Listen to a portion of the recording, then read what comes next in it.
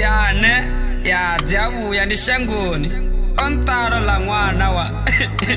anerufuno ngararo nyandi muwaro wa matupo rufuno ndi muwaro wa matupo madakaro wa matuku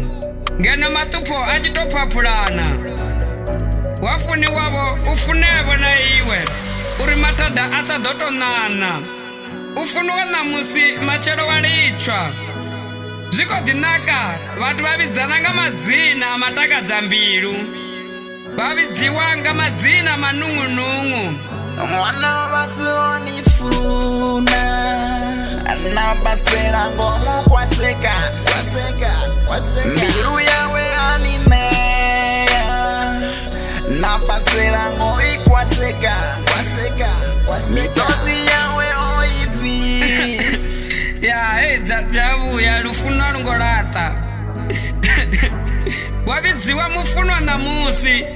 machero vuwa badzoyi zvidipa na musi machero zvabava nango lufuno luchiri aluho shangoni upa ringi richambara na musi machero ravuwa rovhura lufuno lungasamvula chikolera lufuno ndi lufu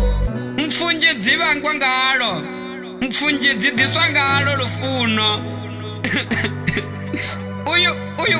uyu afuniwaho kafunewo nene uyu afuniwa wapedza warengiswa iwe lufuno mudhana matupo nawo doguma lino ludisela matada doguma lino ludisela matupo wava lufunofuno lwa chothe mudhana matada ndiwe lufuno muwali wa tedzo ndiwe lufuno anabasela ngomo kwaseka mbilu yawe animeya napasela ngoi kwaseka mitozi yawe oivis kwaseka mbilu yawe animeya napasela ngoi kwaseka mitozi yawe